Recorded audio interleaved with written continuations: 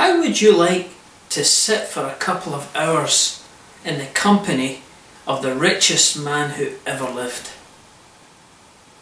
If you could, what questions would you ask him? Would you say, any chance you could gauge some of your money? Or would you say, is there any chance you could share with me some of your wisdom? I think the second question would be the better one to ask. Because you've probably heard the saying that if you give a man a fish, you'll feed him for a day. If you teach him how to fish, you'll feed him for a lifetime. The richest man who ever lived was King Solomon.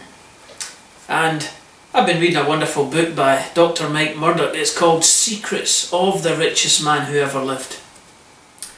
And one of Solomon's secrets is this: he made wisdom his obsession. Do you know, whenever you hear the name Solomon mentioned, you immediately think of wisdom. Names have a way of doing that. If you hear the name Thomas Edison, you think of inventions. If you hear the name Henry Ford, you'll think of automobiles. If you hear the name Tiger Woods, you think golf. Evander Holyfield, Mike Tyson, boxing. But whenever you hear the name Solomon, you always think of wisdom. You also think of wealth, because wisdom and wealth tend to go hand in hand together. Do you know there's a difference between a protege and a parasite? Parasites only want what's in your hand. A protege wants what's in your heart. A parasite wants some of your wealth. A protege wants some of your wisdom. You will only have significant success with something that has become an obsession. Tiger Woods is obsessed with golf. Evander Holyfield, Mike Tyson, they're obsessed with boxing. Solomon was obsessed with wisdom. He wrote much about the pursuit of wisdom. He also wrote about the rewards of wisdom.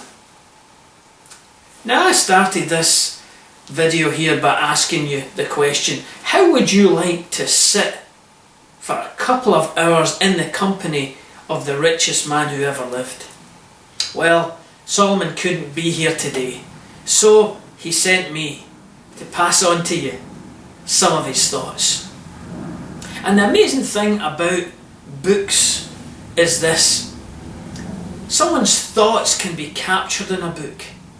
And even though the individual who's written it may be dead and gone, but if they've captured their wisdom and written it down, and you know, the first person who thought of that, well, the first person who's ever written, was God himself. He wrote the 10 Commandments in stone. He believed in writing it down so that it could be passed on to other people. And King Solomon, he's written down a lot of his wisdom. And one of the key things that King Solomon speaks of in his book of Proverbs is the power of our thoughts. In Proverbs chapter 23 and verse 7 we read, "As a man thinketh in his heart, so is he, or so he becomes." That's a verse that has been used in the self-help industry, in the personal development industry. In fact, I've heard it said that although there are many different religions in the world and they all disagree on many things, the one thing that they do agree on is that your inner world is creating your outer world. As you think in your heart, so you become. And there's a wonderful quote here from William James. He said, "The greatest revolution of our generation is the discovery that Human beings, by changing the inner attitudes of their minds, can change the outer aspects of their lives. That is a great discovery. By a change in your inner world, you can create a change in your outer world. You know, small keys can unlock big doors. And knowledge is a key. Wisdom is a key that will unlock things for you that previously have been closed to you.